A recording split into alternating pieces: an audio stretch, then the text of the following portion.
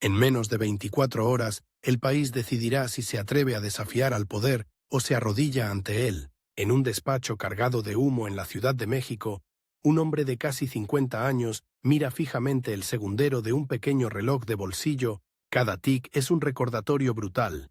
Ya no está en el campo de batalla, no manda sobre columnas de caballería, no puede ordenar una carga para romper el frente. Ahora la guerra se libra con papeletas, telegramas y rumores. Ese hombre es Juan Andreu Almazán, y antes de convertirse en el rival más peligroso que el régimen mexicano haya enfrentado en décadas, fue un niño descalzo en un pueblo perdido del sur, un estudiante anónimo en la capital, un joven que aprendió demasiado pronto que en México la vida vale menos que una orden mal dada. Para entender cómo llegó a este momento, con el tiempo corriendo en su contra y un enemigo poderoso al otro lado, hay que regresar, al principio, a un lugar donde el polvo lo cubría todo, incluso los sueños. Olinalá, Guerrero, a finales del siglo XIX, no era más que un puñado de casas de adobe aferradas a una ladera reseca. El sol caía a plomo sobre las tejas.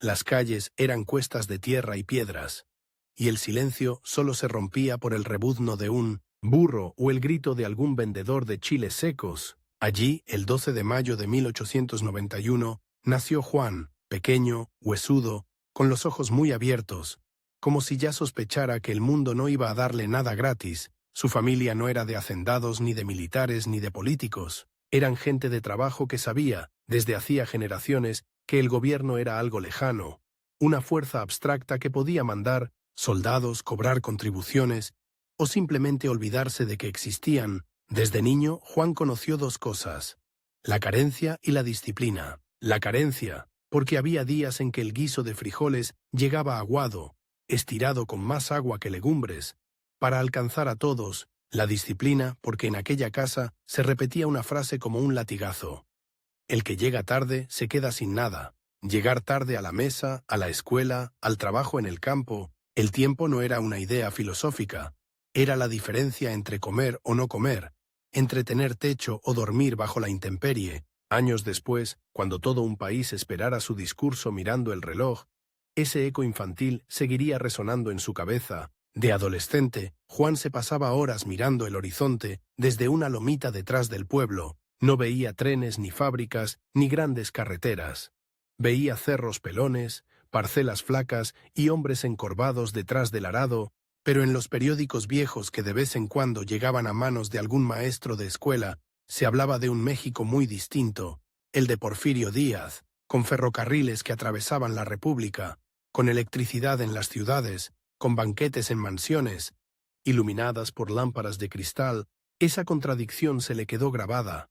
Un país con dos caras, una que brillaba en los salones de la capital y otra que se ahogaba en polvo y miseria. El primer choque real con el poder lo tuvo siendo todavía un muchacho. Para seguir estudiando, Juan tuvo que dejar Olinalá y trasladarse a Chilpancingo. El viaje, que hoy parecería corto, entonces era toda una odisea de veredas, bestias de carga y caminos de herradura. Al llegar, se encontró con algo que en su pueblo apenas existía: política. En las cantinas y en los portales se hablaba en voz baja de reelecciones, de caudillos regionales, de jefes políticos que mandaban más que cualquier ley escrita. Se murmuraba también el nombre de un hombre que empezaba a incomodar al régimen: Francisco I. Madero.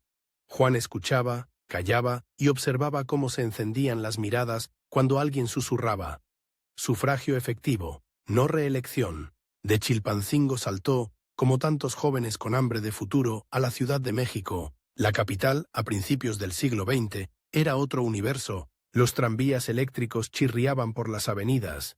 Había cafés donde señores de bigote engominado leían periódicos extranjeros, y por las noches las luces alumbraban los bulevares como si fuera de día. Juan llegó con poco dinero, un par de mudas de ropa y una determinación feroz. Ingresó a una escuela de ingeniería, fascinado por los planos, los puentes, las máquinas. Creía, como tantos, que el futuro de México estaba en el acero y el cálculo, no en las balas. Pero el país no estaba dispuesto a esperar que los ingenieros cambiaran las cosas con paciencia. En las aulas, entre fórmulas y maquetas, se tejían también conspiraciones. Había estudiantes que escondían panfletos bajo los libros de geometría, que discutían en voz baja sobre democracia, sobre justicia, sobre el fin de la dictadura. Juan se fue sumando a aquel murmullo subterráneo, seducido por la idea de que las cosas podían ser diferentes. Había, sin embargo, otro tipo de jóvenes en esos pasillos, los que no necesitaban conspirar porque ya nacían con apellidos influyentes y manos extendidas hacia el poder. Uno de ellos, elegante, siempre impecable, solía mirar por encima del hombro a los provincianos como Juan. Era el recordatorio viviente de que, incluso en la modernidad porfiriana, el origen seguía marcando el destino. La primera vez que Juan vio de cerca la violencia política no fue en una trinchera, sino en una calle del centro, una pequeña marcha estudiantil. Apenas unas decenas de jóvenes con pancartas mal hechas se atrevió a gritar contra la reelección. No duró mucho. Los rurales, con sus uniformes oscuros y sus sombreros anchos, cargaron a caballo como si fueran contra una turba armada. Sonaron disparos. En segundos el idealismo se mezcló con gritos de pánico y el olor metálico de la sangre. Juan se refugió en un portal, el corazón desbocado, y vio como uno de los muchachos que conocía de vista caía con el pecho abierto, la pancarta arrugada bajo el cuerpo. Aquella imagen le arrancó de golpe cualquier ilusión pacífica sobre el cambio. En 1910, cuando las elecciones presidenciales volvieron a ser una farsa y Porfirio Díaz se declaró vencedor una vez más, algo se rompió en muchos mexicanos. En Juan, lo que se rompió fue la paciencia. Las noticias del llamado de Madero a levantarse en armas el 20 de noviembre corrieron como pólvora por los pasillos de la escuela. Algunos se rieron, otros se encogieron de hombros, varios guardaron silencio. Juan pasó noches enteras desvelado, con los libros abiertos y la mente muy lejos de las ecuaciones. Sabía que si se quedaba, terminaría siendo un ingeniero más en un país injusto. Sabía también que si se levantaba en armas, podía morir al primer disparo. Pero había algo peor que morir. Llegar tarde a la única cita que la historia le ofrecía. Tomó la decisión casi a contrarreloj, un amanecer frío, con la ciudad todavía a medio despertar, hizo su maleta a toda prisa, dejó una carta apresurada a un compañero y se subió a una carreta que lo llevaría de vuelta al sur. Mientras los cascos de las mulas golpeaban el camino, Juan sentía que cada kilómetro que lo alejaba de la capital lo acercaba a una versión distinta de sí mismo. Iba a convertirse en algo que ni sus profesores ni sus padres habían imaginado. Un revolucionario, un hombre armado, dispuesto a morir y a matar por una idea. De regreso en Guerrero, el país ya no era el mismo. Las noticias de levantamientos en distintas regiones llenaban los corrillos de los pueblos. Juan empezó casi desde cero, con un puñado de conocidos, escopetas viejas y más coraje que recursos. El primer acto de rebelión fue casi ridículo. Tomar la pequeña oficina de telégrafos del pueblo para cortar las comunicaciones del gobierno. Aún así, cuando entraron armados, el telégrafo se le antojó un monstruo de hierro y cables, símbolo tangible del poder que estaban desafiando. Les tomó minutos controlarlo. Les tomaría años desarmar, de verdad, al régimen que representaba. La verdadera guerra llegó pronto. Las primeras emboscadas contra pequeñas guarniciones federales, los ataques nocturnos, el miedo constante a una traición.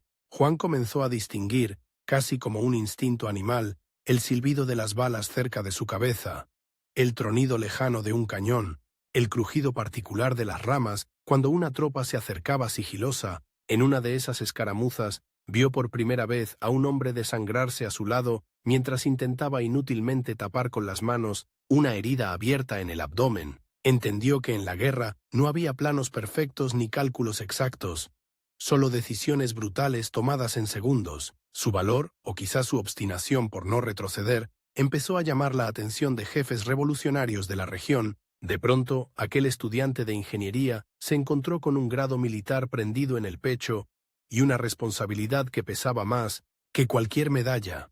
Hombres que obedecían sus órdenes y que podían morir por una frase mal dicha. El ascenso fue vertiginoso. En pocos años, Juan se convirtió en uno de esos jóvenes oficiales cuyo nombre empezaba a circular en los campamentos como sinónimo de eficacia, de audacia, pero también de una frialdad calculadora que algunos admiraban y otros temían. Cuando el régimen de Porfirio Díaz finalmente se derrumbó y el país vio a Francisco I. Madero entrar triunfante a la capital, muchos creyeron que la historia había llegado a su clímax, que la revolución había cumplido su cometido. Sin embargo, en el sur, donde peleaba Juan, la sensación era distinta. llegaban noticias contradictorias: que Madero quería paz, que los zapatistas se sentían traicionados, que algunos generales revolucionarios ya soñaban con sus propios feudos. El joven militar comprendió algo inquietante.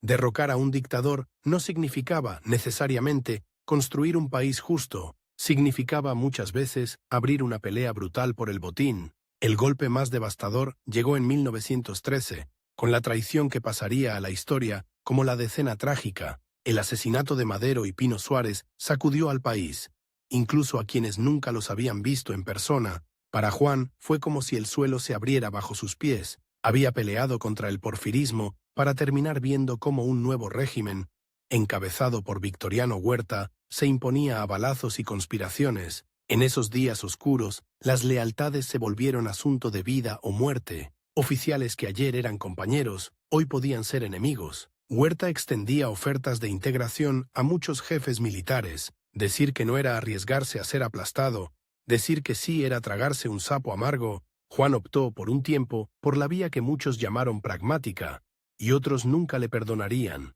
Colaboró con el régimen huertista, lo hizo con los dientes apretados, observando desde dentro las intrigas, los banquetes llenos de uniformes bordados en oro, las órdenes, firmadas en salones donde nunca se escuchaban disparos. Conoció a otros oficiales que también habían aprendido a sobrevivir, cambiando de bandera en el momento justo. Se dio cuenta de que la revolución no solo se libraba en la sierra y en los llanos, también en los escritorios, donde se decidía quién recibía armas, quién refuerzos, quién sería sacrificado como peón prescindible. Pero los días de Huerta estaban contados. Las fuerzas constitucionalistas crecían, el apoyo internacional se resquebrajaba y el régimen empezaba a oler a derrota. Otra vez el reloj. Otra vez la necesidad de elegir antes de que fuera demasiado tarde. Juan entendió que quedarse hasta el final con un barco que se hundía significaba hundirse con él, sin gloria y sin causa. En secreto, empezó a tender puentes con los revolucionarios que se preparaban para barrer al huertismo. No fue una transición limpia ni heroica. Hubo sospechas, recelos, acusaciones, pero el joven general supo negociar su lugar en el nuevo orden, ofreciendo algo que siempre había sabido dar: eficacia militar en los momentos más críticos. Cambiar de bando tuvo un costo interno que no desapareció nunca del todo. Ahora, cuando marchaba con los constitucionalistas, a veces se encontraba frente a antiguos aliados que no habían querido o no habían podido adaptar su lealtad. Ver caer a alguno de ellos era recibir un recordatorio brutal. En la lucha por el poder, las categorías de traidor y leal se reescriben. Según quien gane la guerra, ese aprendizaje, amargo y sofisticado, marcaría para siempre la forma en que Juan entendería la política años después, cuando la pólvora fuera sustituida por discursos y maniobras parlamentarias. Con la victoria de la facción constitucionalista y la promulgación de la Constitución de 1917, el país entró formalmente en una nueva etapa, pero para hombres como Almazán, esos cambios legales eran apenas el telón de fondo de otra transformación más íntima. Pasar de generales, de campaña, a piezas de un engranaje político que empezaba a institucionalizar la revolución. A los 20 años, Juan ya tenía canas prematuras y cicatrices que un civil difícilmente soportaría. Había sobrevivido a 3 gobiernos, a traiciones, a batallas perdidas y ganadas, y de pronto, la guerra, tal como la había conocido, se apagaba. ¿Qué hacer con un hombre formado para la batalla cuando ya no hay batallas que librar? Regresar a Guerrero fue, al principio, un descanso necesario. Los pueblos seguían marcados por las balas, las iglesias agujereadas, las haciendas abandonadas, pero también había una oportunidad, la de reconstruir. Juan, con su formación original de ingeniero y su prestigio militar, empezó a meterse en asuntos que ya no eran estrategia bélica, sino organización, administración, obra pública. Ayudó a trazar caminos, a mejorar veredas que antes apenas podían cruzar mulas. Descubrió que mandar cuadrillas de peones no era tan diferente, en el fondo, de dirigir tropas. Se necesitaba logística, disciplina y, sobre todo, autoridad. Al mismo tiempo, la política, esa que antes veía desde la distancia de los cañones, empezó a tocarle la puerta. El nuevo gobierno necesitaba interlocutores confiables en las regiones, hombres que tuvieran mando real sobre la población, que pudieran garantizar orden, recaudar contribuciones, controlar las pasiones locales. En Guerrero, uno de esos hombres era ya, inevitablemente, el general Juan Andreu Almazán. Empezaron a invitarlo a reuniones, a asambleas, a encuentros donde no se hablaba de asaltos a cuarteles, sino de presupuestos, nombramientos, leyes agrarias. Muchos veteranos de la Revolución se perdieron en ese tránsito. Juan, en cambio, olió rápido que ahí estaba el nuevo campo de batalla. Sus viajes a la Ciudad de México dejaron de ser los del estudiante pobre y aturdido, y se convirtieron en los del caudillo regional en ascenso. Ahora entraba a los edificios oficiales no por la puerta lateral, sino por la principal. Anunciado por ayudantes nerviosos, los pasillos de la Secretaría de Guerra, los salones donde se reunían diputados y senadores, los cafés donde se decidían candidaturas, se volvieron su nuevo frente. En esos espacios conoció a un tipo de enemigo distinto. El político profesional que nunca había disparado un arma, pero que podía destruir una carrera con una sola firma o con un rumor bien colocado. Juan comprendió, con la rapidez de quien lleva años tomando decisiones letales, que debía transformarse si quería sobrevivir y medrar en ese mundo. No bastaba con ser valiente, había que ser astuto. No bastaba con haber ganado batallas, había que saber ganar votos, influencias, contratos. Rescató de su memoria al joven que había sido, al estudiante de ingeniería, y volvió a interesarse por los números, por los planos, pero ahora con otro propósito. Los grandes proyectos de infraestructura eran también una forma de poder. Construir carreteras, puentes, vías férreas, no solo unía al país, ataba lealtades, generaba fortunas, definía quién mandaba en realidad en aquellos años 20 turbulentos, en los que los jefes revolucionarios se mataban entre sí y se relevaban en la presidencia a balazos y pactos. Juan empezó a moverse con una cautela calculada. No quería estar demasiado cerca del sol como para quemarse, pero tampoco tan lejos como para volverse irrelevante. Apoyó discretamente a unos, se distanció cuando olió la derrota de otros, tejió redes con empresarios, con jóvenes burócratas que entendían el valor de tener a un general de su lado. En más de una mesa, mientras firmaba acuerdos o discutía concesiones, sintió esa mirada fría y evaluadora que ya conocía de los campos de batalla. La de otro hombre que también jugaba a largo plazo. En algún despacho de la capital, otro joven oficial en proceso de convertirse en político, discreto, metódico, con raíces en la región central del país, seguía una ruta paralela a la de Almazán. Aún no se cruzaban, aún no se medían cara a cara, pero el sistema los estaba moldeando a ambos como piezas destinadas a encontrarse. Uno aprendería a mandar ejércitos y carreteras, el otro a manejar el aparato del partido dominante. El choque entre esas dos trayectorias sería, años después, uno de los enfrentamientos más tensos de la historia política mexicana. Mientras tanto, Juan se fogueaba en las pequeñas grandes guerras de la política regional, apoyaba o derribaba aspirantes a gobernadores, negociaba candidaturas municipales, se aseguraba de que sus hombres, los sobrevivientes de la revolución que le debían la vida, encontraran acomodo como jefes de policía, presidentes municipales, funcionarios menores. Cada nombramiento era una ficha en el tablero, cada alianza un seguro de vida. No tardó en entender que, en este nuevo juego, el tiempo también era un enemigo. Las lealtades caducaban, los presidentes cambiaban, los equilibrios se desmoronaban de la noche a la mañana. Llegó un momento en que se corrió un rumor inquietante. Desde la capital se preparaba una reorganización profunda del ejército y de 1900 las jefaturas militares regionales. Se hablaba de retiros forzosos, de traslados, de depurar a los generales incómodos o demasiado poderosos en sus estados. Juan supo de inmediato que estaba en la lista de los que debían definirse. Tenía meses, quizá menos, para asegurar un lugar en el nuevo esquema. Ya no bastaba con tener hombres armados. Debía conseguir algo más sólido, una posición política que lo volviera indispensable. Fue entonces cuando la invitación, o la orden en realidad, llegó en forma de telegrama, papel delgado, letras impresas que no dejaban espacio a interpretaciones.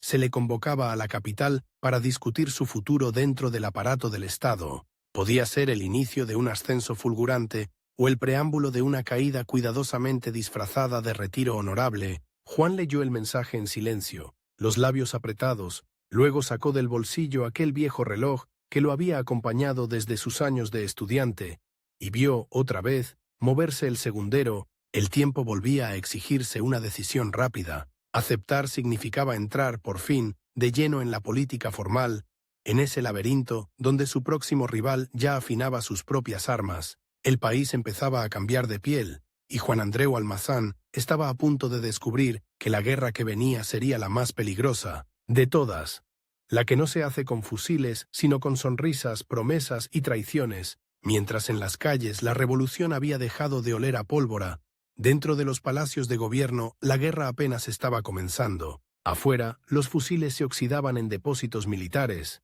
Adentro, las plumas se afilaban como cuchillos. Juan Andreu Almazán cruzó el umbral de la Secretaría de Guerra con el mismo paso con el que había entrado a un cuartel tomado a mano, armada, pero aquí no había trincheras ni barricadas. Había alfombras gruesas, lámparas de cristal y funcionarios que sonreían demasiado. Lo que no sabía entonces era que, en esos pasillos silenciosos, se estaba decidiendo algo que lo marcaría para siempre. ¿Quiénes serían los nuevos dueños de México? Y quiénes, por más generales que fueran, quedarían relegados al papel de peones desechables. El telegrama lo había traído a la capital casi a la fuerza. El gobierno quería reorganizar al ejército, una palabra que muchos traducían como quitar del medio a los que estorban.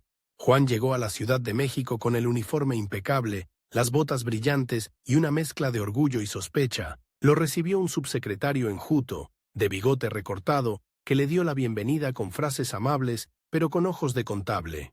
Estaba evaluando no solo su expediente, sino cuánto podría servir y cuánto podría estorbar. Los primeros días fueron un desfile de juntas, saludos, presentaciones. Le hablaron de modernización, de disciplina, de profesionalizar las Fuerzas Armadas. Le ofrecieron un nuevo cargo, ya no solo como jefe militar en Guerrero, sino con responsabilidades más amplias, vinculadas a la construcción de caminos estratégicos, cuarteles, líneas telegráficas. No era casualidad. Entre todos esos generales curtidos por la guerra, Juan tenía algo que los demás casi nunca tenían. Una formación de ingeniero. Era munición extra en un momento en que el país quería, o fingía querer, cambiar los Mauseres por reglas de cálculo, pero el verdadero examen no estaba en los discursos, estaba en las cenas privadas, en los pasillos donde uno se cruzaba con hombres cuyo nombre ya era leyenda. Plutarco Elías Calles, con su mirada dura de jugador que nunca muestra todas sus cartas. Los presidentes surgidos del torbellino revolucionario, como Álvaro, Obregón primero y después, figuras más frágiles, más dependientes del jefe máximo.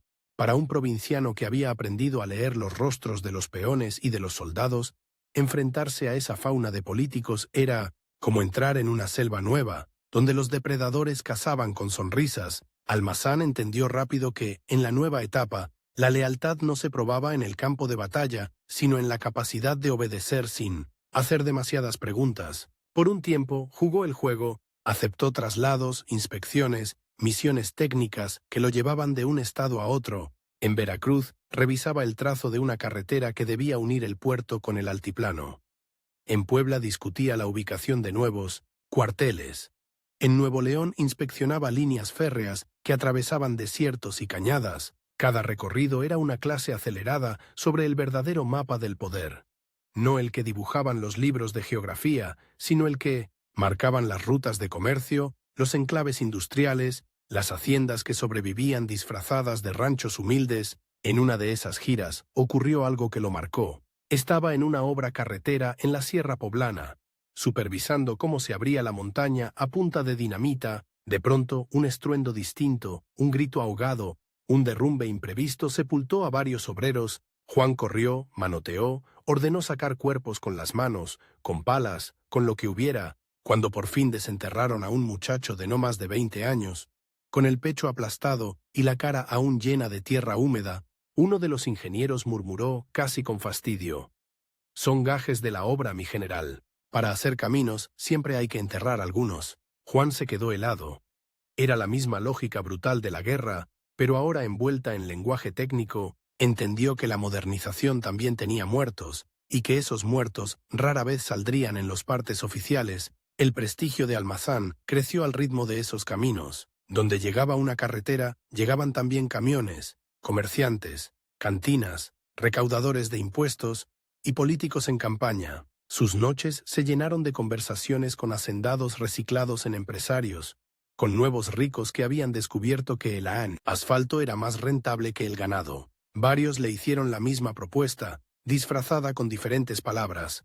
Mi general, usted pone la influencia y las decisiones técnicas, nosotros ponemos el capital, a los dos nos va a ir muy bien. Y les fue bien. Juan empezó a participar en empresas constructoras, en consorcios que competían por contratos federales. Cada licitación ganada era una medalla invisible, más poderosa que cualquier condecoración militar. Significaba dinero, clientelas, lealtades compradas con trabajo y salarios. Su salto formal a la política llegó de manera casi inevitable. Lo postularon como diputado federal, la campaña fue un paseo. ¿Quién se iba a atrever a competir en serio contra el general que llevaba carreteras y empleo a la región? En el Congreso, Almazán se encontró con otro tipo de frente de batalla. Discursos interminables, negociaciones en lo oscurito, comisiones, donde se decidía, con un solo párrafo añadido o quitado, el destino de millones de pesos. Al principio se desesperaba, tenía la impaciencia del militar que quiere resultados inmediatos, luego comprendió el truco. La lentitud aparente escondía maniobras milimétricas, el que sabía esperar, ganaba. Fue en esos años cuando el nombre de Juan Andreu Almazán empezó a sonar como algo más que un general emprendedor. Era el hombre de los caminos, el que sabía combinar el lenguaje de la ingeniería con el de los jefes de plaza, el que podía hablarle con naturalidad tanto a un ministro como a un capataz. En el México que intentaba construirse tras la tormenta revolucionaria, ese perfil era oro puro, tanto que un día llegó la oferta que lo colocaría en el centro mismo de la maquinaria estatal, la Secretaría de Comunicaciones y Obras Públicas. El despacho que ahora le asignaban no tenía nada que ver con el cuarto prestado en el que había vivido de estudiante, amplios ventanales, mapas del país cubriendo las paredes, un enorme escritorio donde se apilaban proyectos de presas, puertos, vías férreas. Al aceptarlo como secretario, el gobierno de Pascual Ortiz Rubio no solo le daba un cargo, le entregaba las llaves del desarrollo material del país, teléfonos, telégrafos, carreteras, puentes, puertos. Todo pasaba, en última instancia, por su firma. El contraste era brutal. Ayer cabalgaba entre lodo y polvo. Hoy recibía embajadores extranjeros interesados en concesiones, ingenieros de traje oscuro que desplegaban planos impecables, banqueros que hablaban de créditos en dólares y libras esterlinas. A algunos, Juan los miraba con una mezcla de fascinación y desconfianza. Sabía que muchos veían a México como un terreno virgen donde clavar sus garras financieras, pero también sabía que un país sin carreteras ni puertos modernos estaba condenado a seguir siendo un mosaico de regiones aisladas y resentidas. Se propuso, casi con furia, dejar una huella visible. Bajo su gestión, se proyectaron y construyeron carreteras que atravesaban sierras antes inaccesibles. Se ampliaron puertos estratégicos, se consolidaron redes telegráficas y telefónicas que acercaron al norte industrial con el sur campesino. Cada inauguración era un espectáculo calculado. El general secretario cortando listones, los periódicos hablando del México moderno, las fotografías mostrando máquinas de asfalto y puentes colgantes como si fueran monumentos al futuro, pero en las sombras de ese brillo empezaron a crecer murmullos peligrosos. Se decía que las empresas ligadas a Almazán ganaban demasiados contratos, que los concursos estaban hechos a la medida, que su fortuna crecía a un ritmo sospechoso. Sus enemigos, que nunca desaparecen cuando uno asciende, empezaron a llamarlo, en voz baja, el rey de los caminos. Y no lo decían como elogio. Una noche, en una cena discreta, un viejo revolucionario, ya retirado, le soltó sin anestesia: «Juan, estás jugando con fuego. El sistema tolera el enriquecimiento, hasta que alguien empieza a brillar demasiado. Entonces se apagan las luces». Almazán respondió con una sonrisa tensa, asegurando que todo estaba en regla, que los papeles hablaban por sí solos, pero la advertencia le quedó zumbando en la cabeza. No era tonto. Sabía que, detrás del presidente Ortiz Rubio, la mano de Plutarco Elías Calles seguía moviendo hilos, y también sabía que Calles no era hombre que tolerara rivales fuertes fuera de su control. La tensión estalló cuando el propio presidente renunció presionado por las fuerzas que no veía, o no quería ver, el gran público. El país entró de nuevo en un periodo de incertidumbre. Mientras se decidía quién ocuparía la silla, los grupos de poder empezaron a moverse con la velocidad y el sigilo de las serpientes. Almazán, en medio de la tormenta, tuvo que elegir bando otra vez. Esta vez no se trataba de porfiristas contra maderistas ni de huertistas contra constitucionalistas. Se trataba de quienes seguían, leales al jefe máximo, y quienes apostaban por una nueva generación de líderes. Entre estos últimos destacaba un general silencioso, disciplinado, con fama de incorruptible. Lázaro Cárdenas. Juan lo conocía de vista, de alguna reunión, de referencias cruzadas. No era un orador deslumbrante, pero tenía algo más inquietante: paciencia estratégica. Cuando Cárdenas llegó a la presidencia, muchos pensaron que sería una marioneta más de Calles. Muy pronto se dieron cuenta de que se habían equivocado. Cárdenas comenzó a desmantelar, pieza por pieza, el poder de Calles y su camarilla. El jefe máximo terminó expulsado del país, y con él varios de sus hombres de confianza. Almazán, que había jugado con habilidad a no atarse del todo a nadie, logró mantenerse a flote. No era un callista puro, pero tampoco un incondicional del nuevo presidente. Era, a ojos de muchos, una pieza peligrosa precisamente por eso. Tenía base propia, redes propias, dinero propio. En esa nueva configuración, el papel del ejército se volvió crucial. Cárdenas necesitaba generales leales a su proyecto de reformas profundas. Reparto agrario, nacionalización petrolera, fortalecimiento de organizaciones campesinas y obreras. No pocos militares vieron con recelo esos cambios que debilitaban a viejas élites regionales y a intereses extranjeros. En ese caldo de desconfianza, el nombre de Juan Andreu Almazán empezó a resonar entre quienes temían que el país se estuviera yendo demasiado a la izquierda. Reuniones discretas en casas de estilo porfiriano, tertulias en cafés donde se hablaba en voz baja, cartas cifradas. En todos esos espacios se discutía lo mismo. Había manera de frenar, o al menos moderar, la deriva cardenista. Y una pregunta aún más delicada: ¿quién podría encabezar ese esfuerzo? La respuesta, cada vez con más frecuencia, era el mismo nombre: Almazán. Mientras tanto, en los cuarteles y en la Secretaría de la Defensa, otro hombre ascendía de forma silenciosa pero constante: Manuel Ávila Camacho. A diferencia de Juan, no era un caudillo regional de grandes gestos, sino un militar metódico, cercano a Cárdenas, hábil para construir lealtades internas. Donde Almazán era vistoso, magnético, Ávila Camacho era discreto, casi opaco. Justo lo que necesitaba un presidente que no quería volver a lidiar con generales que se creyeran virreyes. Los dos se cruzaban en ceremonias oficiales, en juntas, en desfiles, se daban la mano, intercambiaban frases corteses, pero detrás de esos saludos había un duelo silencioso. Almazán veía en Ávila Camacho al protegido del régimen,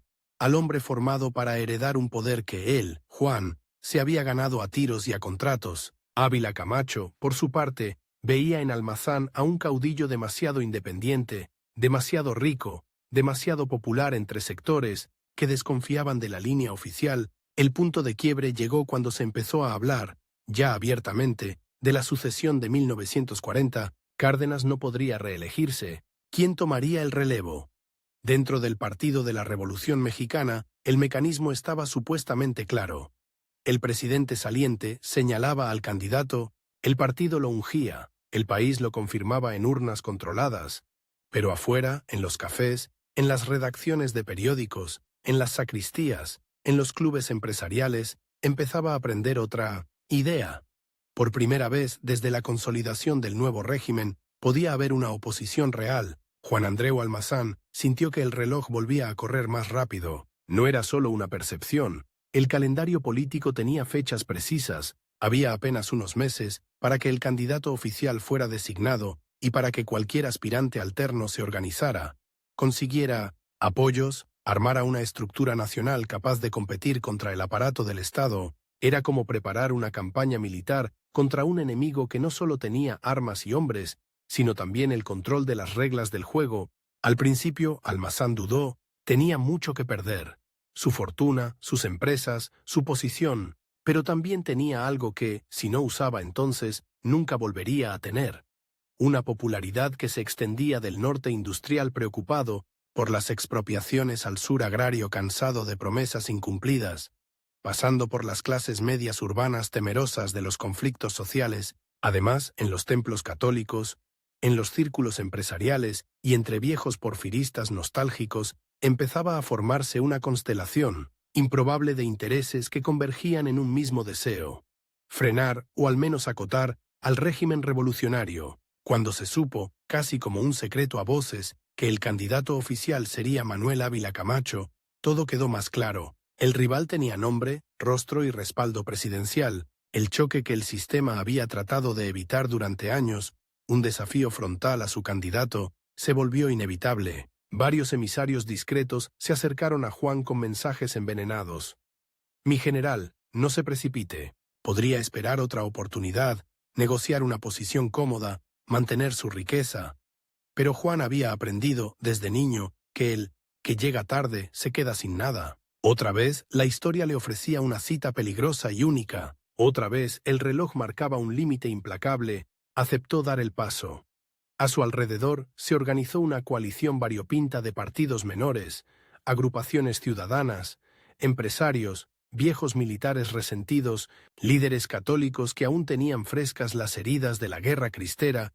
Era una constelación frágil, llena de recelos internos, pero compartían algo esencial: la convicción de que, si no lo intentaban en 1940, tal vez el régimen se consolidaría de tal forma que ya no habría espacio para ningún reto serio en décadas. Desde el primer mitin, quedó claro que la campaña no sería un paseo. Los funcionarios federales miraban con abierto desdén a esas concentraciones donde miles de personas coreaban el nombre de un candidato que no había sido palomeado desde arriba. La prensa oficialista minimizaba las cifras, caricaturizaba a Almazán como un caudillo ambicioso, un aventurero dispuesto a incendiar al país, pero en los barrios, en los pueblos, en las fábricas, corría otro relato: el del general que había construido caminos y ahora quería abrir otro, aún más arriesgado, hacia una alternancia que sonaba casi herética. La cuenta regresiva se volvió obsesión. Cada día, sin sumar un nuevo apoyo importante,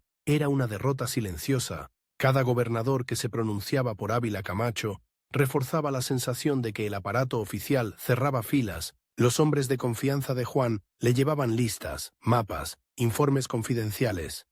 Regiones donde tenían ventaja, estados perdidos. De antemano, ciudades clave donde un mitin exitoso podía cambiar la marea. Era una guerra, sí, pero con otro uniforme. En una noche particularmente larga, Juan se quedó solo en su despacho, rodeado de telegramas, cartas de adhesión, reportes de espionaje. Afuera la ciudad vibraba con rumores. Algunos hablaban de complots para asesinarlo, otros de planes insurreccionales en caso de fraude. En el centro del escritorio, como un pequeño corazón de metal, su viejo reloj de bolsillo marcaba los segundos con crueldad. Sabía que tenía menos de un año, quizás solo unos meses, para hacer algo que nadie había logrado desde el porfiriato: disputar de verdad, frente a frente, la presidencia a un candidato del poder. Y sin embargo, en algún rincón de su mente, seguía resonando una pregunta incómoda.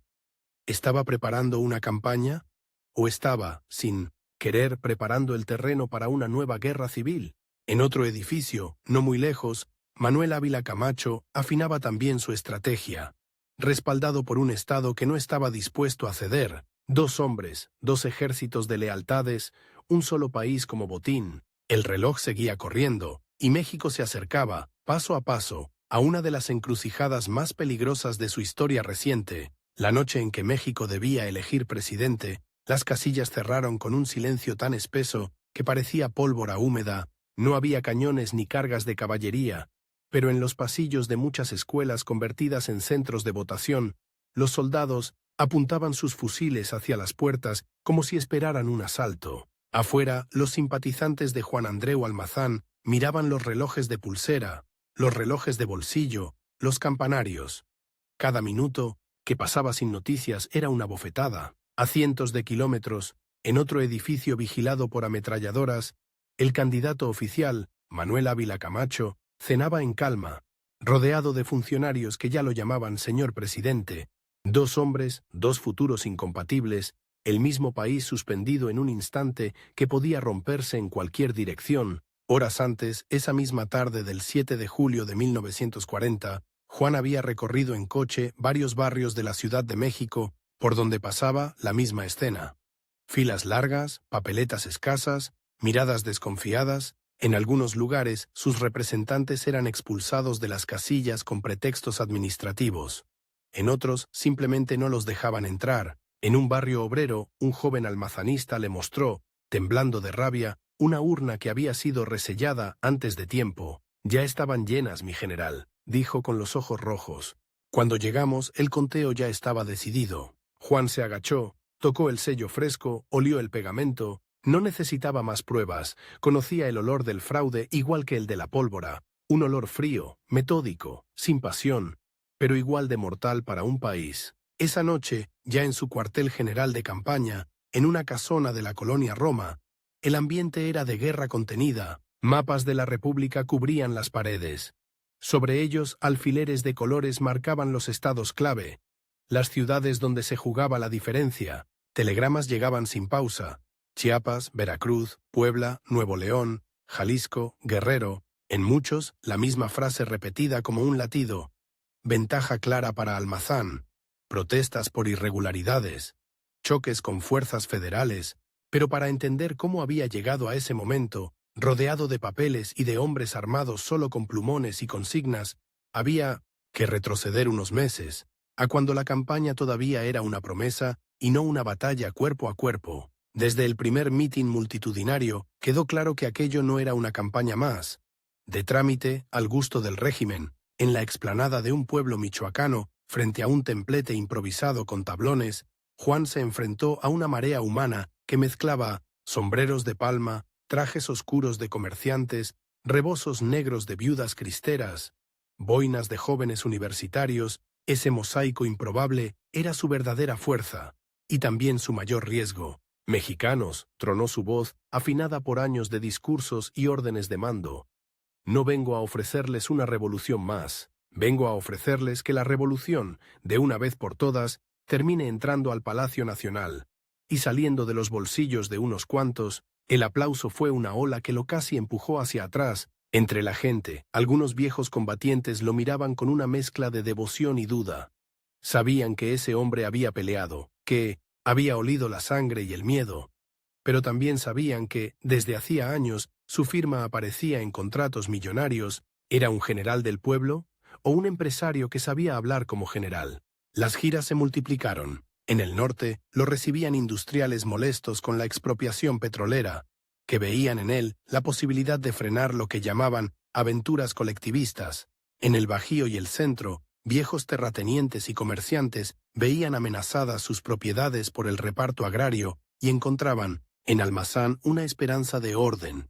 En el sur, campesinos desilusionados por promesas incumplidas acudían a escucharlo con la ilusión de que ese general de bigote espeso y mirada dura sí se acordara de ellos después de las elecciones. Lo más sorprendente era verlo hablar en templos discretamente abarrotados, ante sacerdotes que todavía cargaban las cicatrices, algunas visibles, otras no, de la guerra cristera. La Iglesia, obligada a la clandestinidad política, no podía pronunciarse abiertamente, pero muchos de sus hombres clave susurraban el mismo nombre en sacristías y confesionarios, Almazán. Mientras tanto, en la otra trinchera, Manuel Ávila Camacho recorría el país con una campaña impecablemente organizada por el partido oficial. Sus mítines eran más sobrios, sus discursos menos incendiarios. Hablaba de continuidad, de paz, de conciliación. No prometía frenazos bruscos, sino correcciones cuidadosas al legado cardenista, para muchos campesinos beneficiados con tierras,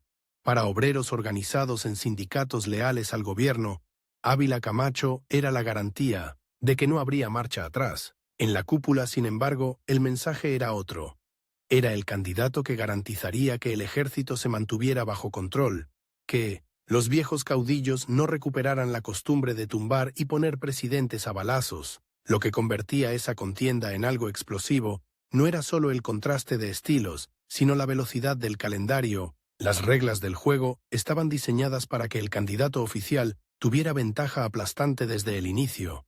Control de la radio, de la prensa mayoritaria, de los recursos públicos, de los gobernadores. Juan lo sabía. Por eso, cada día de campaña era planteado como si fuera el último. En reuniones nocturnas, sus asesores le ponían enfrente tablas con fechas subrayadas, cierre de registro de partidos, plazos para nombrar representantes de casilla, tiempos de radio conseguidos con subterfugios. Nos quedan 3 meses para consolidar estructuras en por lo menos 15 estados. Le dijo una vez uno de sus estrategas, golpeando la mesa con un lápiz. Si no los amarramos antes, el día de la elección estaremos ciegos. La palabra ciegos quedó flotando en el aire, pesada. Un general sin información es un general derrotado. Juan lo había aprendido en la sierra, años atrás. Ahora lo estaba reaprendiendo en auditorios repletos y salones de hotel. Pero la campaña no era solo carreras contra el reloj y discursos exaltados. Era también una guerra sucia, sorda, sin partes oficiales. En Veracruz, un mitin almazanista fue atacado por un grupo de choque armado con palos y pistolas. Las pancartas se convirtieron en escudos improvisados. Al día siguiente, los periódicos oficialistas hablaron de riña entre borrachos. Las fotografías de cuerpos en la calle nunca se publicaron. En Puebla, un joven maestro rural, conocido simpatizante de Almazán, aparecía muerto en un barranco. Acta oficial, suicidio, testigos, ninguno. Juan recibía esos reportes con un rostro cada vez más duro. En alguna ocasión, al leer la lista de heridos y muertos tras un enfrentamiento en un pueblo de Hidalgo, apretó tanto el cigarro que se le rompió entre los dedos. Otra vez están haciendo el mismo truco, murmuró. Provocan, se victimizan, culpan al general revoltoso. Uno de sus viejos compañeros de armas, ya canoso, le clavó los ojos. Mi general, el truco solo funciona si usted hace lo que ellos quieren, enojarse, perder la cabeza, darles un pretexto. Era una paradoja cruel. El hombre que años atrás hubiera respondido al fuego con fuego, ahora tenía que tragarse cada bala como si fuera saliva amarga, porque cualquier chispa podía justificar una represión abierta. Y sin embargo, no todos a su alrededor estaban dispuestos a esperar los tiempos legales, en cenas discretas, en casas de estilo afrancesado en la colonia Juárez o en mansiones coloniales de provincias. Ciertos personajes se le acercaban con propuestas que olían a pólvora vieja. Mi general, le dijo un coronel retirado con la mirada turbia de quien ha visto demasiados muertos. No tiene caso esperar. Sabemos que el aparato ya decidió, dé la orden y hay cuarteles listos para desconocer el resultado. No vine a eso, respondía Juan casi con rabia. Vine a demostrar que este país puede cambiar sin volver a bañarse en sangre. ¿Y si ellos ya decidieron que sí habrá sangre, con o sin usted? Insistía otro, de bigote fino, exdiputado porfirista reciclado en empresario. Esas conversaciones terminaban siempre igual, con manos apretadas demasiado fuerte, con silencios densos, con la sensación de que, aunque él dijera que no, había otros preparando planes B, C y D a sus espaldas. El primer gran giro inesperado llegó en forma de invitación. Una mañana, un emisario del presidente Lázaro Cárdenas tocó la puerta de su oficina con un sobre lacrado, adentro un mensaje breve. Lo invitaban a una reunión reservada en Los Pinos. Es una trampa, le advirtió uno de sus asesores más desconfiados. Van a ofrecerle algo para que se baje de la contienda. O van a medir hasta dónde está dispuesto a llegar. Tal vez, respondió Juan, mirando el sobre como si fuera un mapa de mina. Pero un general que no sabe qué piensa su enemigo está perdido de antemano. La reunión tuvo lugar en un despacho sobrio, sin lujos ostentosos. Cárdenas lo recibió con cortesía seca, sin efusiones ni sonrisas fáciles. Se miraron como se miran dos hombres que saben que un solo error puede convertirlos en enemigos irreconciliables. General Almazán, empezó Cárdenas con voz baja. Sé de su inconformidad con mi gobierno y con algunas de nuestras medidas. No es solo inconformidad, señor presidente, replicó Juan. Es convicción de que el rumbo que ha tomado el país ahoga a muchos mexicanos. Hablaron durante largo rato. Cárdenas defendió la reforma agraria, la expropiación petrolera, la organización obrera. Juan habló de inversión, de infraestructura, de orden frente al caos de las movilizaciones permanentes. Al final, el presidente fue al punto. No quiero que México vuelva a la guerra entre hermanos. Hay quienes, cerca de usted, están hablando de levantamientos. Yo también lo he oído, admitió Juan con franqueza, y he dicho que no. Cárdenas lo miró a los ojos. Piénselo bien, general. Las elecciones pasarán. Después, este país tiene que seguir caminando. Y usted puede ser parte de eso. O puede quedar fuera para siempre. No hubo ofertas explícitas de embajadas o cargos, al menos no en esa conversación. Lo que se jugaba ahí no era un puesto, sino una advertencia. El Estado estaba dispuesto a defender su sucesión hasta las últimas consecuencias. De regreso a su casa, esa noche, Juan se quedó largo rato frente al espejo. Vio en él, superpuestos, al muchacho flaco que había salido de guerrero con una maleta y sueños de ingeniería, al guerrillero que había apostado la vida en la sierra, al empresario que había hecho fortuna en asfalto y acero, y vio también algo que lo inquietó. Un hombre cansado, rodeado de aduladores y conspiradores que empujaban en direcciones opuestas. El tiempo corría. Faltaban pocas semanas para la elección. El reloj, otra vez, marcaba un límite invisible. Los días siguientes fueron una carrera frenética, mítines encadenados sin descanso, viajes en tren y en avión. Lujo raro entonces, discursos que se adaptaban a cada audiencia. En Monterrey hablaba de industrias fuertes. En Oaxaca, de caminos que sacarían a los pueblos del aislamiento. En Guadalajara, de respeto a las creencias religiosas. En la Ciudad de México, de un nuevo pacto entre el Estado y la sociedad. Las multitudes crecían. En algunas plazas, los organizadores calculaban más asistentes que en los eventos del candidato oficial. Los gritos de «Almazán presidente» retumbaban como si ya fueran proclamas de victoria, pero en la prensa ese entusiasmo aparecía borrado, distorsionado o ridiculizado. Las radios ligadas al régimen lo mencionaban poco o lo atacaban directamente. Se le pintaba como títere de intereses reaccionarios, como amenaza al campesinado y al obrero. El aparato trabajaba a marchas forzadas, tanto como su campaña. Pero desde el otro lado, la tensión se volvió casi insoportable la última semana antes de la votación. Sus asesores le presentaban encuestas rudimentarias, sondeos de opinión recogidos a la vieja usanza, preguntando en mercados, plazas, ferrocarriles. Muchos apuntaban a una misma conclusión. Si las elecciones fueran limpias, Juan tendría una oportunidad real de ganar. Esa frase, si fueran limpias, se convirtió en un cuchillo de doble filo, porque al mismo tiempo llegaban reportes de boletas ya marcadas, de presidentes de casilla nombrados entre empleados públicos sumisos, de amenazas veladas a quienes se atrevieran a abrir demasiado la boca. La noche del 6 de julio, la víspera de la elección, casi nadie durmió en su cuartel de campaña. En una sala con las cortinas corridas, medio iluminada por lámparas de mesa, un grupo reducido discutía, a media voz, algo que hasta entonces se había tocado solo por encima. «Si el fraude es escandaloso, ¿qué hacemos?», preguntó uno de los más cercanos a Juan, con el rostro demacrado por el insomnio. «¿Reconocemos y nos retiramos? ¿Llamamos a la gente a las calles? ¿Llamamos al ejército?». El silencio fue pesado, casi físico. «No voy a llamar a la guerra», dijo Juan finalmente. «No otra vez». «¿Y si la guerra la empiezan ellos con la represión?», insistió otro. «Entonces veremos», respondió, esquivando una decisión que, en el fondo, sabía que tendría que tomar antes del 1 de diciembre, cuando Ávila Camacho, con o sin legitimidad, intentara tomar posesión. Llegó por fin el día de la elección. Juan votó temprano, en una casilla de la capital. Lo rodeaba una mezcla extraña de discreción y tensión. Al salir, levantó el pulgar manchado de tinta. Algunos fotógrafos captaron el gesto. En los periódicos de la mañana siguiente, esa foto sería colocada en páginas interiores, sin grandes titulares. Lo que las cámaras no mostraron fue lo que vino después. El recorrido casi desesperado de sus emisarios por el país para verificar, casilla por casilla, los daños del huracán. En Morelia, un maestro logró rescatar, a escondidas, un paquete de boletas que habían sido arrojadas a un arroyo. En ellas se veía, repetido una y otra vez, el nombre de Juan Andreu Almazán. En Veracruz, unos campesinos persiguieron a un grupo de hombres que huían con urnas en la parte trasera de un camión.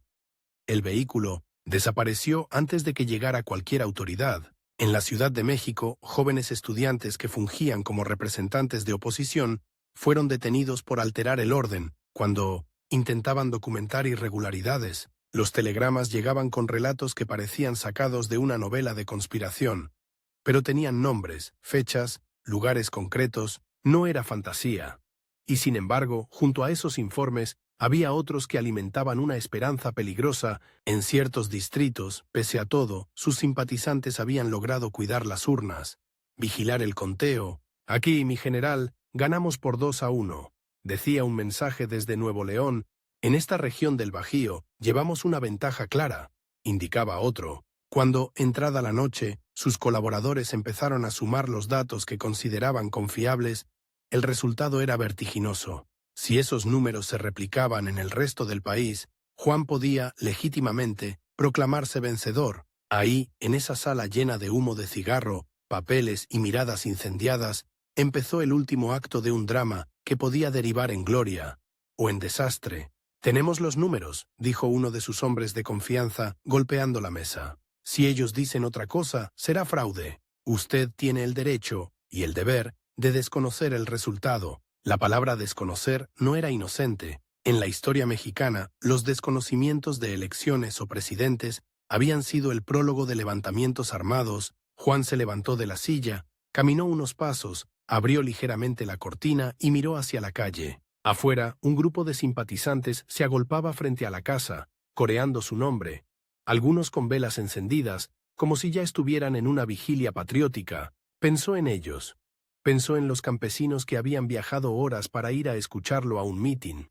Pensó en los obreros que se habían jugado el empleo por apoyarlo. Y pensó, también, en los soldados que, si él daba la orden, tendrían que apuntar su fusil contra otros mexicanos. Se volvió con la mandíbula tensa. «Primero veremos qué dice el conteo oficial. Luego hablaremos». El conteo oficial habló a su manera. A los pocos días, el gobierno anunció la victoria categórica de Manuel Ávila Camacho. Las cifras a favor del candidato oficial parecían, a ojos de muchos, demasiado redondas, demasiado generosas. Para los almazanistas eran la prueba irrefutable de una operación de Estado. La reacción fue inmediata.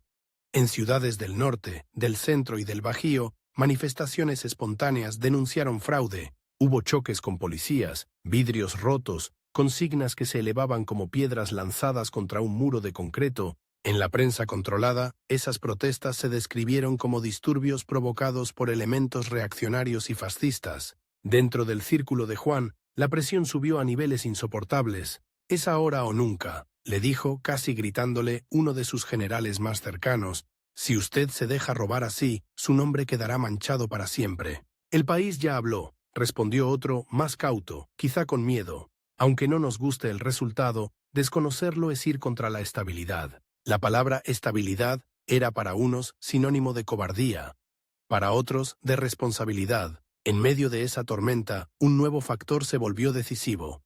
Estados Unidos. La frontera política no se detenía en el río Bravo. Washington miraba con atención lo que pasaba en México. La expropiación petrolera todavía escocía en muchas compañías. Algunos empresarios y políticos norteamericanos veían con buenos ojos la idea de un gobierno almazanista, más favorable al capital privado. Otros, más cercanos a Franklin D. Roosevelt, temían que un conflicto interno en México desestabilizara la región en plena antesala de la Segunda Guerra Mundial. Llegaron entonces los consejos, las sugerencias, las invitaciones sofisticadas. «Vaya a Estados Unidos», le recomendaron.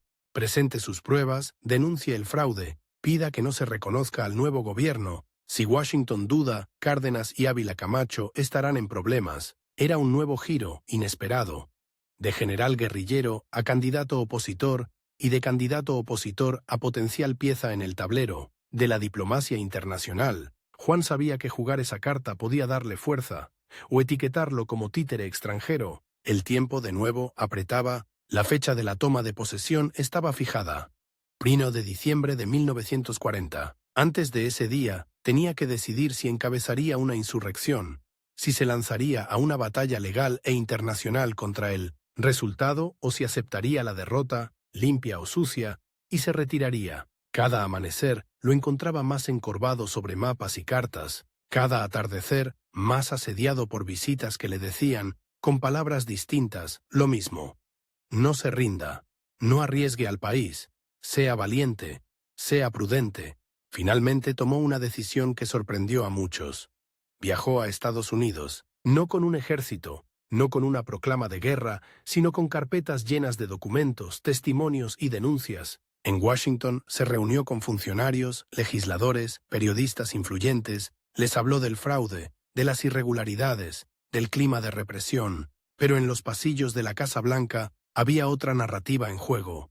La necesidad de un México estable cuando el mundo se acercaba al abismo. Roosevelt, pragmático, entendió que reconocer a Ávila Camacho era una apuesta por la continuidad institucional. Para la Casa Blanca, la idea de un general mexicano, por más moderado que se presentara, disputando el poder al gobierno establecido, olía demasiado a pasado caótico. Cuando la señal fue clara, Washington reconocería al nuevo gobierno mexicano.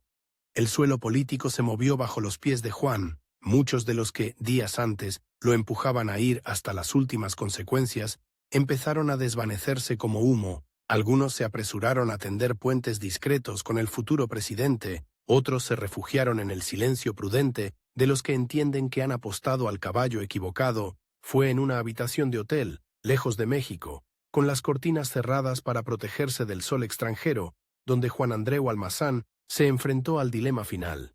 ¿Volvería a su país como el caudillo derrotado que encendía la mecha de otra guerra civil, o como el general que por primera vez en su vida aprendía a perder sin disparar un solo tiro?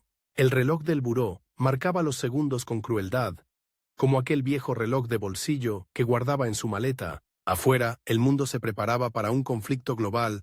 Adentro, un mexicano que había cruzado la sierra, que había construido caminos, que había llenado plazas, tenía que decidir si convertía su nombre en bandera ensangrentada o en la sombra incómoda de un y sí que el país arrastraría por décadas. La cuenta regresiva hacia el 1 de diciembre seguía su curso implacable. Cada tic-tac lo alejaba de la posibilidad de insurrección viable. Cada carta que llegaba desde México, con nuevas detenciones de sus seguidores, con nuevos cierres de espacios políticos, lo empujaba a aceptar una realidad que le repugnaba, entre la gloria dudosa de convertirse en el iniciador de otra guerra y el amargo trago de reconocer a un rival impuesto. Juan tendría que elegir no solo su destino, sino el tipo de huella que dejaría en la historia. La de un último caudillo dispuesto a incendiarlo todo, o la de un hombre que, al borde de la tentación absoluta del poder, decidió no apretar el gatillo. El hombre que había tenido en sus manos la posibilidad de encender una guerra civil, tomó, en aquella habitación de hotel, la decisión más extraña de su vida: no hacer nada, o al menos nada de lo que todos esperaban de él, mientras algunos de sus seguidores soñaban con verlo cruzar la frontera al frente de una columna armada. Juan Andreu Almazán firmó unas cuartillas que sonaban a pólvora mojada, una protesta enérgica contra el fraude, acompañada de un llamado a evitar el derramamiento de sangre. Era un documento breve, casi seco, pero detrás de cada frase había una batalla interna. Podía leerse como un acto de dignidad o como un acto de rendición, según quien lo interpretara. En la soledad de ese cuarto, con el murmullo lejano de una ciudad extranjera que no sabía ni le importaba que en México se acababa de ahogar una insurrección posible, Juan sintió algo que no conocía. No miedo, no derrota militar, sino la certeza de que por primera vez su arma principal sería el silencio. El 1 de diciembre de 1940 llegó sin cañones en las calles. En el balcón central de Palacio Nacional, Manuel Ávila Camacho juró como presidente de México ante un Congreso alineado y una plaza llena de banderas cuidadosamente seleccionadas. Ningún contingente almazanista irrumpió en la ceremonia. Ningún cuartel se levantó en armas. En alguna casa de provincia, donde hacía unos meses se izaban mantas con la cara del general opositor, una mujer apagó la radio con pose du Sintini, gesto seco. Entonces, ¿para eso tantos muertos en la revolución?, murmuró.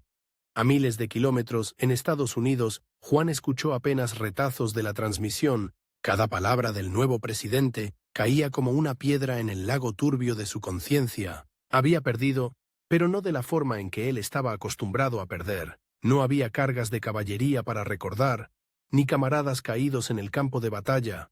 Solo papeletas desaparecidas, actas alteradas, telegramas sin respuesta. La primera consecuencia de su decisión fue brutal y silenciosa. El abandono. Muchos de los que, semanas antes, lo empujaban a desconocer al nuevo gobierno, comenzaron a reacomodarse con una rapidez casi obscena. Empresarios que juraban fidelidad eterna le enviaban ahora cartas educadas, llenas de pretextos. Viejos compañeros de armas dejaban de responder telegramas. Una mañana, en el lobby del hotel, reconoció a uno de esos personajes que le habían prometido apoyo hasta las últimas consecuencias. El hombre lo vio, palideció un segundo, y después, con una sonrisa incómoda, se acercó. «Mi general», Usted comprenderá. El país necesita estabilidad. No podíamos arriesgar. Juan lo dejó hablar unos segundos y luego lo interrumpió con un gesto de la mano. No se preocupe, dijo sin levantar la voz. La lealtad siempre ha sido más escasa que el asfalto, y yo ya me acostumbré a trabajar con materiales difíciles. Aún así, hubo quienes no se rindieron a la idea de una retirada decorosa. Algunos exiliados mexicanos en Estados Unidos lo instaban a organizar un gobierno en la sombra, a seguir denunciando ante la prensa extranjera, a convertir su derrota en plataforma internacional. Un periodista le propuso, casi con morbo, escribir un libro explosivo sobre los secretos de la revolución y el fraude de 1940. Podría arruinar a más de uno, sugirió, encendiendo un cigarrillo. Piense en el impacto. El general que se atreve a contar la verdad que nadie quiere oír. Juan lo escuchó en silencio. Le tentaba, sí. Había visto y sabido demasiado. Conspiraciones truncas, órdenes ambiguas, traiciones barnizadas de patriotismo. Podía dinamitar la imagen de más de un héroe oficial, pero al final apretó los labios. Si yo empiezo a hablar, respondió mirándolo directo a los ojos, este país se quedará sin mitos. Y un pueblo sin mitos, en un mundo al borde de la guerra, es un pueblo demasiado vulnerable. Irónicamente, mientras él dudaba en convertirse en ariete contra el régimen, en México el régimen ya había iniciado su propia operación, neutralizar al derrotado. Informes reservados medían su fuerza residual, sus nexos en el ejército, sus contactos en la iglesia, sus vínculos empresariales. Había dos miedos claros en los pasillos del poder: que regresara con las armas, o que se convirtiera en un mártir perpetuo. La solución que empezó a dibujarse era tan vieja como eficaz: incorporarlo, poco a poco, al sistema que había intentado desafiar, no como héroe, desde luego, sino como pieza útil, como recuerdo incómodo domesticado. Meses después de la elección, comenzaron los primeros mensajes discretos, no telegramas oficiales, sino recados traídos por viejos conocidos, intermediarios de confianza, hombres que sabían moverse entre trincheras. El presidente Ávila Camacho no desea verlo como enemigo, decían. México tiene otros problemas: la guerra en Europa, la relación con Estados Unidos. Lo mejor sería bajar las armas de ambos lados. El giro más inesperado llegó con una invitación que, de haberse filtrado, hubiera parecido inverosímil. Palacio Nacional abría sus puertas al hombre que había intentado impedir la llegada del nuevo presidente. Una reunión de reconciliación, la llamaron, una foto para el archivo, para que el país viera que la Casa del Poder no temía a su crítico más ruidoso. Cuando Juan cruzó de nuevo los patios de Palacio, los pasos le sonaron a ecos de otra época. Ahí mismo, años antes, había entrado como revolucionario triunfante, con botas polvorientas y olor a campaña militar. Ahora volvía con traje oscuro impecable, sombrero de ala ancha, el cabello ya jaspeado de canas. En el salón, frente a frente, dos hombres con biografías cruzadas se midieron con una mirada densa. Manuel Ávila Camacho, presidente, y Juan Andreu Almazán, vencido. La prensa esperaba afuera, preparada para captar el apretón de manos que lavaría, al menos en la versión oficial, la herida de 1940. El gesto fue breve, casi automático, pero las fotografías lo eternizaron. Dos generales sonriendo con la mandíbula tensa, como si, en lugar de dedos, estuvieran entrelazando viejos rencores. Para muchos almazanistas, esa imagen fue una puñalada. Los periódicos la reprodujeron en primera plana, con titulares triunfalistas. Reconciliación nacional. Se supera la discordia electoral. En cantinas y plazas, algunos que habían arriesgado el pellejo, defendiendo casillas en su nombre, rompieron, con rabia, los volantes de campaña que aún guardaban. Nos vendió, escupió un campesino al ver la foto pegada en un muro. Se fue a arreglarse con el que nos robó. Pero para otros, sobre todo para quienes recordaban las montañas ensangrentadas de la revolución, esa imagen representaba otra cosa: la confirmación de que, al menos esta vez, México había esquivado una nueva guerra civil. Juan lo sabía. Cualquier decisión que tomara después de aquel fraude sería interpretada como cobardía por unos, como sensatez por otros. Había aceptado, con la mano extendida en Palacio, que su nombre quedara suspendido en esa zona gris, donde reposan los personajes incómodos de la historia. Sin embargo, la política, aunque parezca absorberlo todo, no era lo único que quedaba de él. Detrás del general y del candidato estaba el ingeniero, el empresario de la construcción, el hombre que medía el mundo en kilómetros, de carretera y toneladas de acero. Cuando el ruido del escándalo electoral comenzó a disiparse, Juan hizo algo que muchos consideraron insólito. En lugar de seguir intentando derribar desde fuera al régimen que lo había vencido, decidió volver a hacer lo que mejor sabía: construir. Sus empresas, que ya tenían experiencia en obras públicas, volvieron a ganar contratos, caminos, puentes, edificios, tramos de vías que unirían pueblos olvidados con ciudades en expansión. Para la mirada superficial, parecía una contradicción obscena. El opositor más famoso del régimen trabajando, años después, con ese mismo régimen, para él, en cambio, era una manera áspera de seguir influyendo sobre el país. «Si no pude llegar a la silla», dijo alguna vez con media sonrisa, «al menos llegaré a los caminos que llevan a ella». Ese viraje práctico no borró el conflicto de fondo. En cada contrato, en cada reunión con funcionarios, pesaba el recuerdo de 1940 como un invitado silencioso. Había gobernadores que lo miraban con suspicacia. «Este hombre quiso tumbar a nuestro presidente», pensaban. «¿Podemos confiarle una autopista?». Y había viejos almazanistas que lo veían entrar a edificios oficiales y se tragaban una mezcla amarga de orgullo y decepción. En privado, Juan se imponía su propia disciplina emocional. Tenía un reloj interno nuevo, distinto al que lo había guiado en la campaña. Ya no era la cuenta regresiva hacia el día de la elección, sino otro tipo de presión. La del tiempo biológico. Sabía que cada año que pasaba reducía sus posibilidades de volver a intentar una aventura política de gran escala. Su margen se estrechaba, no por decreto, sino por vejez. A veces, en la soledad de su despacho, extendía sobre la mesa dos mapas. En uno, las rutas de las carreteras construidas o en proyecto, líneas que serpenteaban como venas de asfalto sobre el cuerpo del país. En el otro, un viejo mapa político de la campaña de 1940, con alfileres que marcaban los distritos donde le habían jurado victoria, dos Méxicos posibles, superpuestos, que nunca terminarían de tocarse. «Aquí habría ganado», murmuraba, señalando un estado del Bajío, «y aquí me lo arrebataron». Luego pasaba al otro mapa. «Pero por aquí ya pasa un camión que antes tardaba 2 días en llegar. Y por este puente los niños pueden ir a la escuela sin cruzar el río a nado». No era consuelo perfecto, pero era algo. Si la historia oficial se empeñaba en borrar su nombre de las listas de presidentes, al menos el concreto y el hierro llevarían, aunque nadie lo supiera, la impronta de sus decisiones. Mientras tanto, el régimen posrevolucionario se consolidaba, nuevos presidentes aparecían y desaparecían con la regularidad de un reloj sexenal. Algunos lo invitaban a actos públicos, como pieza de museo viviente.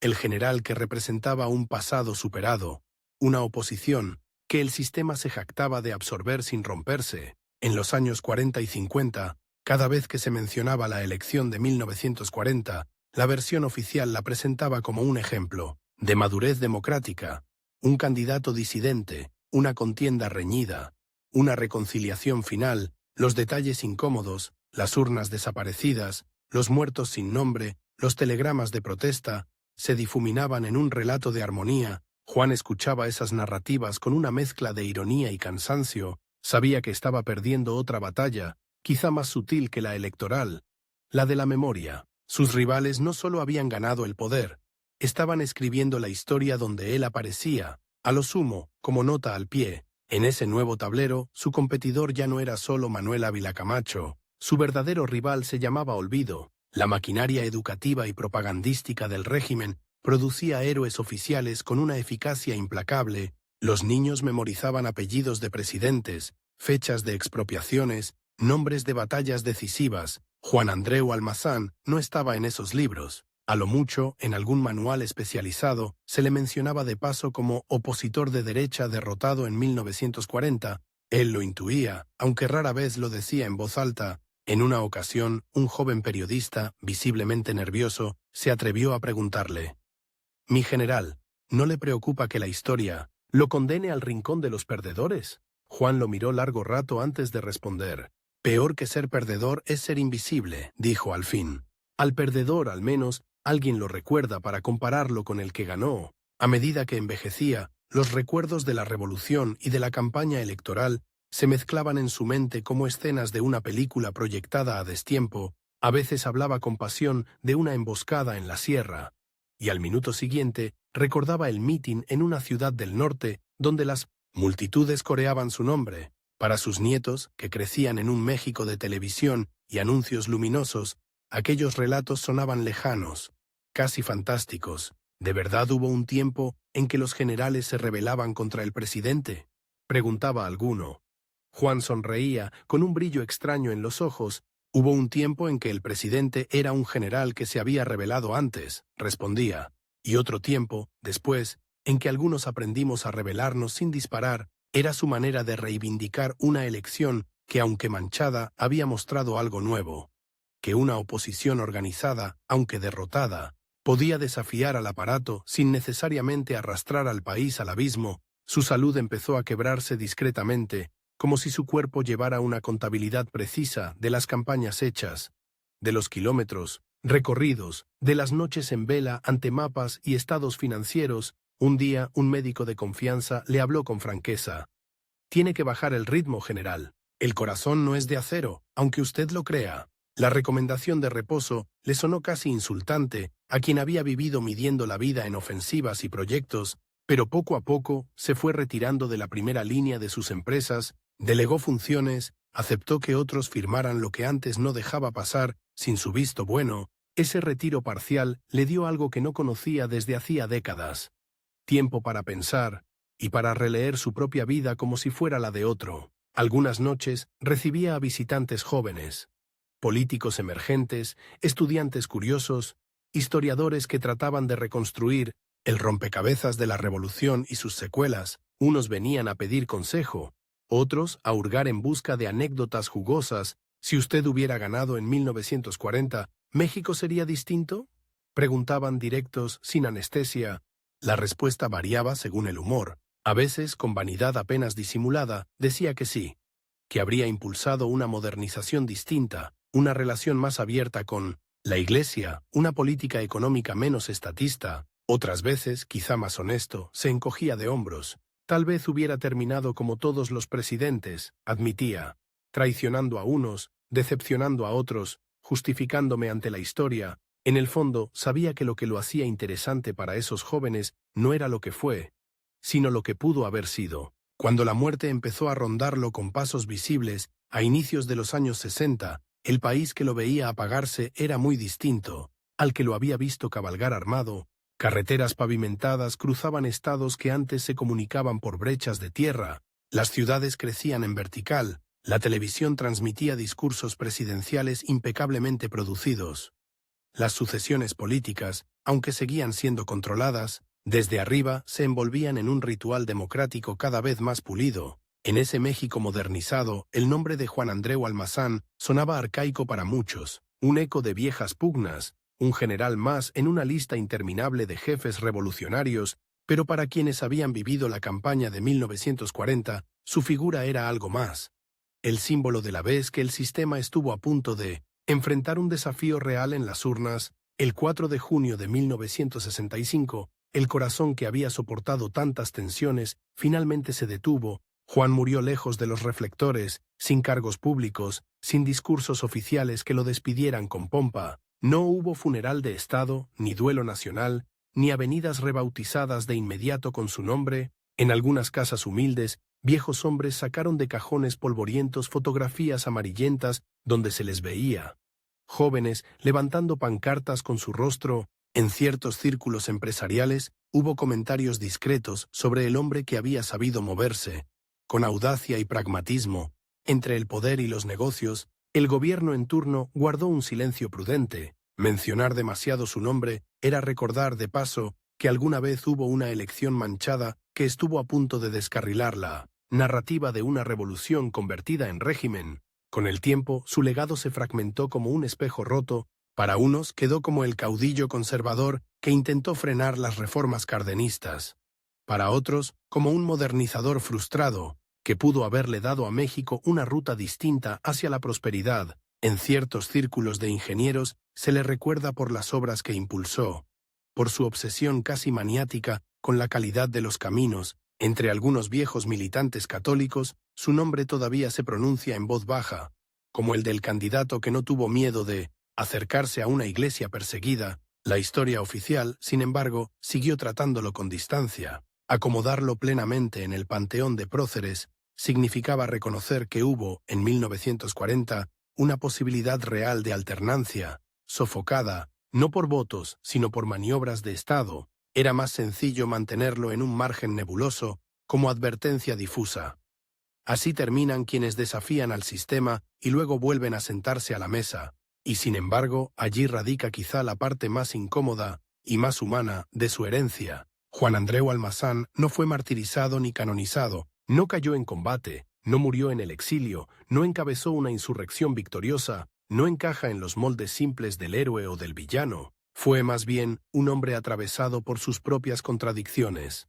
Revolucionario y empresario, opositor y colaborador, nacionalista y pragmático, general dispuesto a todo, menos a encender, en sus últimos años de fuerza, otra guerra entre mexicanos. Tal vez por eso, cada vez que México enfrenta una encrucijada electoral cargada de sospechas, su sombra reaparece, insistente, en 1900 las preguntas que se hacen en voz baja. ¿Qué hubiera pasado si aquel general hubiera decidido, en aquella habitación de hotel, cruzar de regreso la frontera con las armas en la mano? ¿Qué cuesta más caro a un país, la sangre derramada por defender un voto, o el silencio que traga la evidencia de que ese voto fue traicionado? Entre esos dos extremos, entre el disparo y la renuncia, se movió la vida entera de Juan Andreu Almazán, un hombre que apostó una vez más por México, y terminó apostando, al final, contra sí mismo.